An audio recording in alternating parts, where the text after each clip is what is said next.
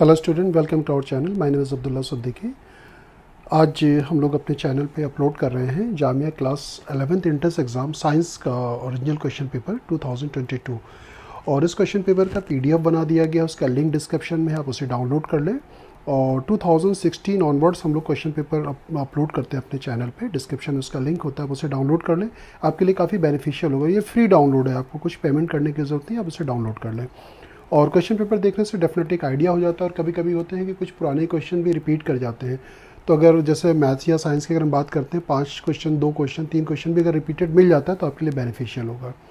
और आज जो मैंने क्वेश्चन चूज़ किया है वो ऐसे क्वेश्चन मैंने चूज़ किए हैं कि जो कोविड के बाद से वो उस मतलब चैप्टर से कुछ टॉपिक को हटा दिया गया था। जैसे हमने पहला क्वेश्चन जो लिया है वो क्यूबिक पॉलिनॉमियल से लिया है। तो इस क्वेश्चन के थ्रू मैं कुछ चीज़ें मैं आपको और बता दूंगा, और चीज़ें भी मैं समझा दूंगा। और उसके बाद कुछ एपी के क्वेश्चन लिए, उसमें क्या ट्रिक होगी। आज हमने 2 क्वेश्चन एपी से लिए हैं। जैसे 2021 में आपने देखा था, मैंने 2 क्वेश्चन प्रोबेबिलिटी से लिए था और डिफरेंट चैप्टर से मैंने क्वेश्चन लिए थे कि मैं आपको कुछ ट्रिक बता पाऊँ। और कुछ क्वेश्चन पेपर कम्प्लीटली सॉल्व है, तो उसका भी लिंक डिस्क्रिप्शन में आप देख लीजिएगा। तो चलिए इसको सॉल्व करते हैं। तो हमारा पहली बात तो जैसे क्यूबिक पॉलिनॉमियल होता क्या है। कोई पॉलिनॉमियल जिसकी डिग्री 3 हो, ax³ bx² cx plus D, ये क्या कहलाएगा हमारा क्यूबिक पॉलिनॉमियल। अच्छा, अगर हमने ऐसे लिखा हुआ, मगर अगर इस तरह से लिख दूँ ax³ bx² cx plus D is equal to 0, इन दोनों में डिफरेंस क्या होगा आप मुझे बताइएगा ज़रूर कमेंट करके। और मुझे लगता है कि आप डेफिनेटली आप इसे बता सकते हैं इसका डिफरेंस क्या होगा। और आप थोड़ा सा रिकॉल करेंगे तो आप डेफिनेटली बता देंगे। तो अब चलिए हम जैसे क्वाड्रेटिक पॉलिनॉमियल में हम लोगों ने क्या देखा था, ax² bx प्लस सी के रूट्स अल्फ़ा और बीटा थे। 2 डिग्री का होगा तो 2 रूट्स होंगे, 3 डिग्री का होगा तो 3 रूट्स होंगे। इनफैक्ट जामिया एंट्रेंस एग्जाम एक बार पूछा भी गया है, आई होप अब मुझे जहाँ तक याद आ रहा है कि एक पॉलिनॉमियल दिया था x⁻n माइनस मान लीजिए कि दिया गया है bx दिया गया, कुछ भी इस तरह से दिया गया है। इसके रूट्स कितने होंगे, तो जितनी डिग्री होती है उतने रूट्स होते हैं। देखिए यहाँ पे 2 डिग्री है तो इसके रूट अल्फ़ा और बीटा है। अच्छा, रूट जानते हैं क्या होता है आप लोग? आप ध्यान से सोचिएगा, रूट्स किससे कहते हैं। क्लास 10 की एनसीईआरटी की बुक को पहले डेप्थ में पढ़ें। क्लास 10 की एनसीईआरटी की बुक काफ़ी बेटर होती है, आप उसको पढ़ें। उसके बाद आपके पास जो भी गाइड्स किताबें वो आप पढ़ें। अल्फ़ा प्लस बीटा जो होता है वो -b/a के बराबर होता है, और अल्फ़ा इंटू बीटा क्या होता है, c/a के। तो यहाँ पर जो आपके रूट्स है वो कितने रूट्स हैं, 3 डिग्री है तो इसके 3 रूट्स होंगे। पहला root alpha, then beta, and third root को हमने यहाँ पे क्या अज्यूम कर लिया, गामा। तो इसमें alpha plus beta plus gamma जो हो जाएगा वो -b/a के बराबर होगा। फिर हम लेते हैं alpha beta and beta gamma, and gamma alpha जो होता है वो किसके बराबर हो जाएगा, c/a के बराबर होगा। और अल्फ़ा बीटा गामा की जो वैल्यू हो जाएगी वो किसके बराबर होगी, -d/a। देखिए, याद करना बहुत ही सिंपल सा प्रोसेस है। एक बार आपको क्या करना है, b को a से डिवाइड कर देना है, एक बार c को a से डिवाइड करना है, फिर d को आपको a से डिवाइड करना है। ये तो आपको इस तरह से डिवाइड करना है। उसके बाद साइन जो स्टार्ट होता है, जैसे यहाँ पे देखिए माइनस से शुरू होता है, माइनस से स्टार्ट करना है। पहला माइनस, फिर प्लस, फिर माइनस। तो आई थिंक ये आपको समझ में आ गया होगा। और कुछ चीज़ें मैं आपको अभी और भी बताऊंगा। इस क्वेश्चन को लेने का मेरा मकसद ये था कि मैं जो चीज़ें आपने नहीं पढ़ी है या छोड़ दिया होगा अगर आपने, तो ये भी आपको एक बार मैं रिकॉल करा दूं कैसे करना है। तो इसके 3 रूट्स हैं, तो यानी कि इस वाले रूट को हम अल्फ़ा मान लेंगे, इस वाले रूट को बीटा मान लेंगे, इस वाले रूट को गामा मान लेंगे। इफ़ इतना और द ज़ीरोज़ ही रूट्स होता है, याद रखिएगा। अगर हम ज़ीरोज़ की बात करते हैं या उसकी रूट्स की बात करते हैं तो दोनों बात बराबर होती है। तो 3 ज़ीरोज़, 3 रूट्स हैं इसके। तो पहला हम लेंगे alpha plus beta plus gamma, किसके बराबर होगा, अभी जस्ट हमने किया था। इस क्वेश्चन में थोड़ा सा करेक्शन कर लीजिएगा, यहाँ पे स्क्वायर है, ठीक है, यहाँ पे स्क्वायर मेंशन नहीं है, यहाँ पे स्क्वायर है। तो किसके बराबर होता है, -b/a। b बेसिकली होता क्या है, b जो होता है हमारा वो होता है x² का कॉफिशिएंट। तो यहाँ पे x² का कॉफिशिएंट क्या है, -3 है। और किससे हम डिवाइड करेंगे, हम डिवाइड करेंगे x³ के कॉफिशिएंट से। यहाँ पे a है तो यहाँ x³ का कॉफिशिएंट 1 है, तो यानी कि ये वैल्यू क्या हो जाएगी, 3। अब अल्फ़ा हमारा क्या है, a - b, a and a plus b, ये वैल्यू किसके बराबर होगी, 3 के बराबर होगी। इसको सिंप्लीफाई कर लें, b से b कैंसिल हो जाएगा, यानी कि 3a हमारा 3 के बराबर हो गया, a की वैल्यू 1 के बराबर होगी। आई थिंक ये आपको समझ में आ गया होगा। अब हम ये ना लेंगे जैसे alpha beta, beta gamma, gamma alpha c by a, मेरे हिसाब से ये लेना ज़्यादा बेनिफिशियल होगा।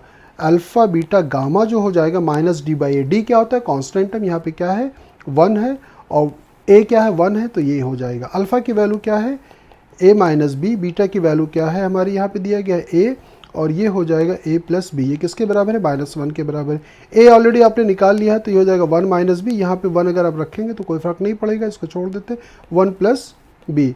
अब यहाँ पे आइडेंटिटी यूज़ करेंगे A plus B A minus B का, तो ये हो जाएगा 1 square minus B square is equal to -1, यानी कि बी स्क्वायर को उधर ट्रांसपोज कर दें 2 हो जाएगा, तो बी की वैल्यू क्या हो जाएगी प्लस माइनस √2 के बराबर। याद रखिएगा कि अगर X square is equal to 4 दिया है तो एक्स की वैल्यू जो हो जाएगी प्लस -2 के बराबर होगी। सिर्फ पॉजिटिव वैल्यू नहीं लेना, दोनों वैल्यू कंसीडर करना है। अब हमें क्या फाइंड करना था, हमें फाइंड करना था a प्लस बी। ए की वैल्यू क्या है 1 plus minus √2। Is there any option? Yes, A is right answer. तो ये हो गया क्यूबिक पॉलिनोमियल के ऊपर एक क्वेश्चन था, बहुत आसान सा, आपको आई थिंक समझ में भी आ गया होगा। इससे रिलेटेड एक क्वेश्चन और है। एक बार क्वेश्चन इस तरह से पूछा गया था कि जैसे एक्स क्यूब दिया गया था, -3x स्क्वायर दिया गया था, प्लस एक्स प्लस यहाँ पे के दे दिया गया था। ये कहा गया था इस क्यूबिक पॉलिनोमियल के जो जीरोज़ हैं वो एपी में है। किस में है? एपी में। रूट्स या जीरोज़ जो है वो एपी में है। तो के की वैल्यू क्या होगी? यू शुड रिमेंबर, आप अपने दिमाग में रखिएगा, जब कभी भी आपको 3 नंबर एपी में एज्यूम करना हो तो आप क्या एज्यूम करेंगे? इन जनरल आप क्या एज्यूम करते हैं? आप ए एज्यूम कर लेंगे, फिर ए प्लस डी एज्यूम कर लेंगे, फिर ए प्लस 2d एज्यूम करेंगे। ये भी आप एज्यूम कर सकते हैं, लेकिन इसमें क्या है कि आपको सिंप्लीफाई करने में आपको प्रॉब्लम होगी। आप याद रखिएगा, जब कभी भी आपको 3 नंबर एपी में एज्यूम करने के लिए कहा जाए तो आपको पहला नंबर आपको एज्यूम करना है, मान लीजिए ए, तो दूसरा आपको एज्यूम करना है ए माइनस बी, और तीसरा एज्यूम करना है आपको ए प्लस बी। ये याद रखिएगा कभी भी। इसका बेनिफिट्स क्या मिलेगा, जैसे यहाँ पे देखा आपने कि बी से बी कैंसिल हो गया, लेकिन यहाँ पे कैंसिल नहीं होगा। तो आपको कभी भी 3 नंबर एपी मानना हो तो आप यही एज्यूम करेंगे।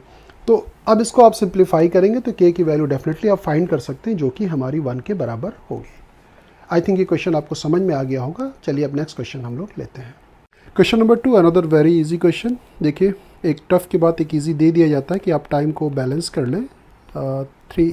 3k प्लस 7 और दूसरा टर्म दिया गया है k प्लस 19, फिर दिया गया है आपको 2k प्लस 1। अब देखिए, आपको 3 नंबर अगर आप एपी में होता है तो एपी की क्या क्वालिटी है? जैसे आपने 5 लिया, 7 लिया, 9 लिया, तो इसका अगर 2 सक्सेसिव टर्म का डिफरेंस निकालें, यानी कॉमन डिफरेंस कांस्टेंट होना चाहिए। यहाँ पे भी 2 होगा, यहाँ पे भी 2 होगा। या आप सीरीज़ को आप ऐसे भी आप लिख सकते हैं, 9 लिख लिया, 7 लिख लिया और 5 लिख लिया, तो यहाँ पे डिफरेंस -2 होगा, यहाँ पे -2 होगा। दैट मीन्स ये चाहे पॉजिटिव हो चाहे नेगेटिव हो, लेकिन उसका डिफरेंस क्या होना चाहिए? कांस्टेंट होना चाहिए। वेदर द जो कॉमन डिफरेंस है वो पॉजिटिव या नेगेटिव कुछ भी हो सकता है। तो अब इस क्वेश्चन को हम सॉल्व करने के लिए क्लास 10th में जो अप्रोच हम लोग लगाते थे कि 3 नंबर अगर हमारा ए बी सी ए पी में हो तो हम क्या करते थे? बी माइनस ए बराबर होगा सी माइनस बी के, यानी कि बी की जो वैल्यू हो जाएगी ए प्लस सी बाई 2। इससे भी हम सॉल्व कर सकते हैं, लेकिन कम्पिटिटिव एग्जाम में आपको माइंड का यूज़ करना चाहिए। ऑप्शन आपके पास है, इसमें हम क्या करेंगे? हिट एंड ट्रायल लगा देंगे। पहला ऑप्शन हमारा है कि 10 रख देते हैं, और अगर ये तीनों नंबर पे वैल्यू पुट करने के बाद अगर ये इनके कॉमन डिफरेंसेस सेम होते तो इसका मतलब है कि ये एपी में होगा और वही वैल्यू हमारे लिए फिट होगी। जैसे ऑप्शन ए में हम लेते हैं के की वैल्यू 10, इसको के स्पेस पे 10 रखेंगे, 10 3 30, ये 37 हो जाएगा। के स्पेस पे 10 रखेंगे तो ये वैल्यू 29 हो जाएगी।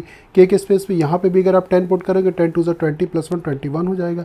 डिफरेंस निकालिए, यहाँ पे क्या आ रहा है? -8, और यहाँ पे भी क्या डिफरेंस आ रहा है? -8। तो इसका मतलब क्या होगा कि अगर के की वैल्यू हम 10 पुट करते हैं तो ये हमारा नंबर जो है वो एपी में हो जाएगा। या दैट मीन्स अगर पहले ही ऑप्शन से अगर आपका निकल आया आंसर तो दूसरे को चेक करने की ज़रूरत ही नहीं है। तो ए इज़ राइट आंसर। हमारा ए क्या होगा? ए की वैल्यू क्या आ गई?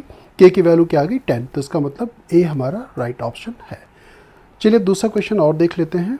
तो आई थिंक आपको समझ में आ गया होगा। सेकंड क्वेश्चन भी मैंने एपी से ही लिया है, और देखिए क्या दिया गया है कि आपको दिया गया है ए बी सी डी ई जो है ये फॉर्म एन एपी, ये एपी में है। तो हमें वैल्यू फाइंड करनी है a minus 4b plus 6c minus 4d plus e की वैल्यू फाइंड करनी है। फिर से मैं वही कहूँगा कि कम्पिटिटिव एग्जाम में आपको अपना माइंड यूज़ करना चाहिए, क्वेश्चन को देख के घबराना नहीं चाहिए।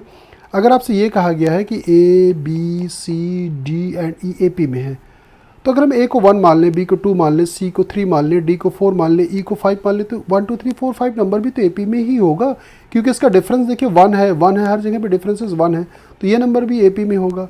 तो अब हम ए के स्पेस पे 1 पुट कर दें, बी के स्पेस पे 2 पुट करेंगे तो -8 हो जाएगा, सी के स्पेस पे 3 पुट करेंगे 6 3 18 हो जाएगा, डी के स्पेस पे 4 पुट करेंगे 4 4 16 हो जाएगा, ई के स्पेस पे 5।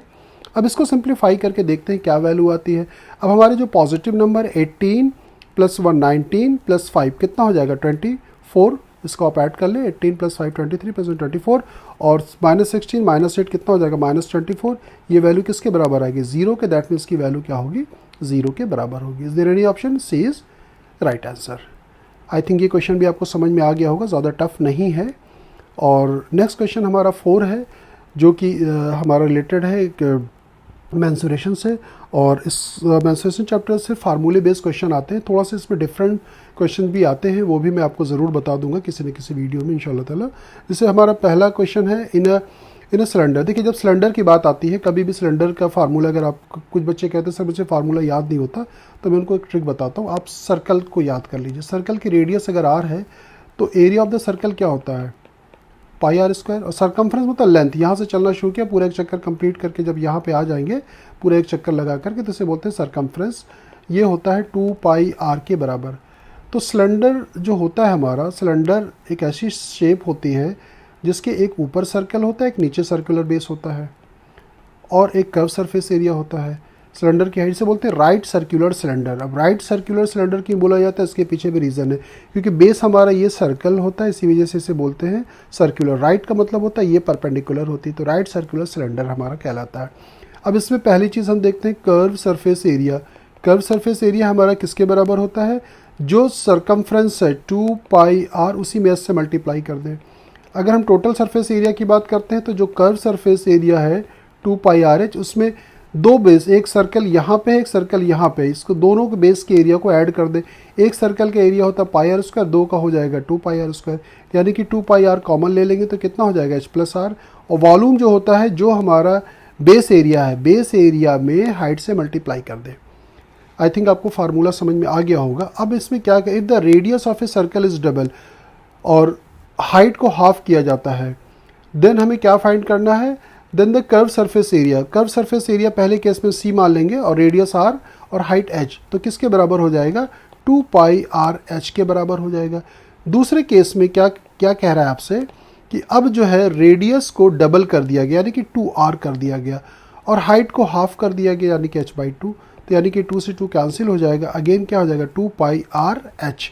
तो देखिए इसमें कोई फ़र्क नहीं पड़ा, दोनों का क्या जो कर्व सरफेस एरिया होगा क्या होगा, वो सेम होगा। आई थिंक ये आपको समझ में आ गया होगा अच्छी तरह से। ये हमारा क्वेश्चन नंबर 5। पहले क्वेश्चन को आप रीड करें अच्छी तरह से। Alpha beta are the roots of the quadratic equation. ये x² है, x² - p times of x + 1 + c। अब इसमें हमें कोई बताएगा, जैसे हम क्वाड्रेटिक इक्वेशन लेते थे ax² bx + c = 0, तो x² का कोफिशिएंट a होता था, x का जो कोफिशिएंट होता था वो क्या होता था b, और कांस्टेंट टर्म c। तो आप इसमें बताएंगे कि x² का कोफिशिएंट क्या होगा। x² का कोफिशिएंट यहाँ पे हो जाएगा, अगर हम लिखें कोफिशिएंट ऑफ x², ये क्या हो जाएगा 1 के बराबर होगा। लेकिन x का कोफिशिएंट क्या होगा और कांस्टेंट क्या होगा, x का कोफिशिएंट और कांस्टेंट क्या होगा। तो पहले मैं आप इसे सिंप्लीफाई कर दूँ, आप इसे ध्यान से समझने की कोशिश करें। इससे पहले आप ओपन करें। मैंने इस क्वेश्चन को जानबूझ के इसलिए लिया है क्योंकि इसमें बच्चे गलती कर सकते हैं अगर थोड़ा सा ध्यान नहीं दिया। जैसे एग्ज़ाम में आप बहुत ज़्यादा नर्वस भी होते हैं, p से मल्टीप्लाई करेंगे तो क्या होगा -px - p + c।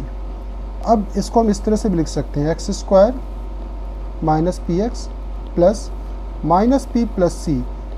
ये जो पूरा है हमारे पास, ये चीज़, ये अब कांस्टेंट है, c की वैल्यू ये है। तो अल्फ़ा एंड बीटा इसके रूट्स हैं, तो sum of the roots alpha plus beta क्या हो जाएगा -b/a। पहले भी मैंने आपको बताया कि अगर यहाँ पे अगर हमें निकालना है अल्फ़ा प्लस बीटा क्या हो जाएगा -b/a, और अल्फ़ा इंटू बीटा क्या होता है हमारा c/a के बराबर होता है।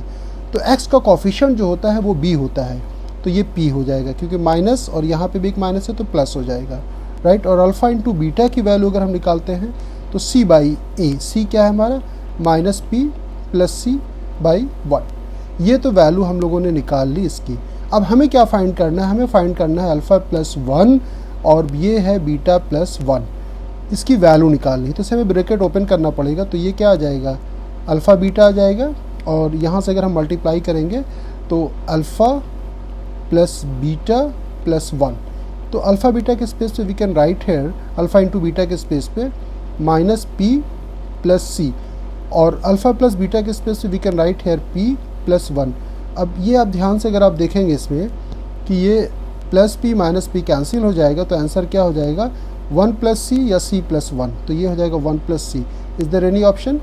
B is right, sorry D is, ये डी होना चाहिए, यहाँ पे बी प्रिंट है, ये D is right option. I think ये आपको समझ में आ गया होगा अच्छी तरह से। तो अब चलिए क्वेश्चन पेपर को एक बार हम देख लेते हैं, और क्वेश्चन पेपर का लिंक है डिस्क्रिप्शन में, आप उसे कंप्लीट एक बार डाउनलोड कर लें। और भी कोई क्वेरीज है तो आप उससे पूछ सकते हैं, और बहुत जल्दी ही हम 2023 का क्वेश्चन पेपर भी अपलोड कर देंगे। अगर आपने सब्सक्राइब किया हुआ है तो आपके पास डेफिनेटली नोटिफिकेशन आ जाएगा। चलिए पेपर को देख लेते हैं। ये है Jamia class 11th entrance exam science का ओरिजिनल क्वेश्चन पेपर है, और इसमें देखिए अगर आप देख पा रहे हो यहाँ पे डेट भी मेंशन है, यानी कि 2022 में 4 मई में एग्ज़ाम हुआ था। इन जनरल हम लोग डेट मेंशन कर देते हैं, इससे आपको ये भी आइडिया हो जाता है ना, जो बच्चे को तैयारी करनी है, मान लीजिए कि आप नेक्स्ट ईयर के लिए तैयार कर रहे हैं, तो तैयारी करने के लिए सोच रहे हैं, तो आपको पता हो कब एग्ज़ाम होता है। इन जनरल जो एग्ज़ाम होता है अप्रैल से लेकर के मई के बीच में हो जाता है एग्ज़ाम। तो अगर आपने 10th की अच्छे से तैयारी की है तो इस एग्ज़ाम को बीट कर सकते हैं, बहुत ज़्यादा टफ नहीं होता है। बस आपको थोड़ा सा 10th की तैयारी आपकी अच्छी होनी चाहिए। और ज़्यादातर क्वेश्चन जो होते हैं ना, आप कभी भी आप उठा करके देखेंगे, किसी भी सेक्शन को, इंग्लिश को आप ले लें, आप जो है उसको ले लें, साइंस में ले लें, फिजिक्स, केमिस्ट्री, बायोलॉजी, सब जो क्वेश्चन जितने भी होते हैं कॉन्सेंट्रिक होते हैं, जो आपने 10th में पढ़ा उसी के आसपास ही होते हैं। तो आप अच्छे से तैयारी अगर आपने 10th में की है और 1-1.5 महीने की भी अगर आप तैयारी कर लेते हैं तो आप इंट्रेंस एग्ज़ाम निकाल सकते हैं। बहुत ज़्यादा टफ नहीं होता है, थोड़ा सा मेरिट हाई जाती है क्योंकि नेगेटिव मार्किंग नहीं है, तो आपको मेहनत करने की ज़रूरत है। तो ये ओरिजिनल क्वेश्चन पेपर है, इसका लिंक हम डिस्क्रिप्शन में दे रहे हैं, आप इस पेपर को डाउनलोड कर लें। और जब ये टाइप हो जाता है तो हम लोग दो PDF अपलोड करते हैं, एक तो question paper original question paper का, दूसरा जो टाइप किया जाता है। और टाइप वाले PDF को डाउनलोड करने का बेनिफिट्स ये मिलता है कि उसमें पेजेस आपको कम लगते हैं, क्योंकि इसमें 3 लैंग्वेज में प्रिंट है, हिंदी, उर्दू, इंग्लिश। तो और एक पेज पे बहुत कम ही क्वेश्चन, 1-2 क्वेश्चन ही आ पाते हैं, तो इसमें से पेजेस ज़्यादा लगते हैं। और इसका जब आप प्रिंट आउट लेते हैं तो थोड़ा सा ब्लर आता है, तो इसी वजह से टाइप करा दिया जाता है। कभी कभी शेड्यूल बिजी होता है तो टाइप जो है नहीं हो पाता, तो हम लोग क्वेश्चन पेपर डायरेक्टली अपलोड कर देते हैं, जो उसका PDF बना करके। तो इसका लिंक है डिस्क्रिप्शन में, आप इसे डाउनलोड कर लें। और प्रीवियस इसके पेपर बहुत हेल्प करता है किसी भी कम्पिटिटिव एग्ज़ाम के बारे में। अगर आपको पता करना है किस तरह के क्वेश्चंस पूछे जाते हैं, कैसे क्वेश्चन आते हैं, किस तरह का क्वेश्चन है, इजी है, टफ है, कहाँ से क्वेश्चंस पूछे जाते हैं, अगर आप देखेंगे तो ज़्यादातर क्वेश्चन जो है NCERT के ऊपर बेस्ड होते हैं, या फिर जो NCERT में टीचर जो आपको अलग से बुक्स वगैरह जो और रिकमेंड करते हैं एडिशनल बुक्स, वहाँ से क्वेश्चन पूछे जाते हैं। तो बस आपको तैयारी करने की ज़रूरत है, अच्छी तरह से आप तैयारी करेंगे तो आप आसानी के साथ कर सकते हैं। और पेपर को आप ज़रूर डाउनलोड करें। 2016 ऑनवर्ड्स क्वेश्चन पेपर मैंने पहले भी बताया है, ये इस पे सभी पे दिए गए हैं, आप उसे डाउनलोड कर लें। मैं पूरी प्लेलिस्ट का लिंक डिस्क्रिप्शन में दे दूंगा, वहाँ से आप उसको डाउनलोड कर लें। और डाउनलोड करने के बाद आप जैसे मान लीजिए कि आप फिजिक्स का चैप्टर पढ़ रहे हैं, इलेक्ट्रिसिटी आपको कवर कर लिया, पहले NCERT बुक से आप इलेक्ट्रिसिटी पढ़ लें, और प्रीवियस 10 ईयर में जितने क्वेश्चन आए हुए हैं सब को आप उस इलेक्ट्रिसिटी के उससे जितने भी क्वेश्चंस आए हुए सब आप प्रैक्टिस कर लें। और जो एडिशनल बुक्स होती है, बहुत सारी किताबें आपको जो टीचर रिकमेंड करते हैं, जो भी बुक आपके पास हो एडिशनल, उसको आप उससे निकाल करके उससे उस चैप्टर से एम्पल्स ऑफ क्वेश्चन प्रैक्टिस करें। इसी तरह से साइंस पे अच्छी तरह से फोकस हो जाए, और साइंस से ज़्यादा क्वेश्चंस आते हैं, फिर मैथमेटिक्स है, GK है, इंग्लिश है। आप नेगलेक्ट तो किसी भी सेक्शन को नहीं कर सकते हैं। तो मेरी तरफ से आपको बहुत बहुत best of luck coming exam के लिए। अच्छे से आप तैयारी कीजिएगा, और आप हमें अगर ज्वाइन भी करना चाहते हैं तो आप हमें ज्वाइन भी कर सकते हैं। इसमें जो है इसके बॉटम में कॉन्टैक्ट डिटेल दी गई है, आप मुझे कॉन्टैक्ट भी कर सकते हैं। Thank you so much for watching us. और भी कोई क्वेरीज है तो आप डेफिनेटली मुझसे पूछ सकते हैं। Okay, thank you.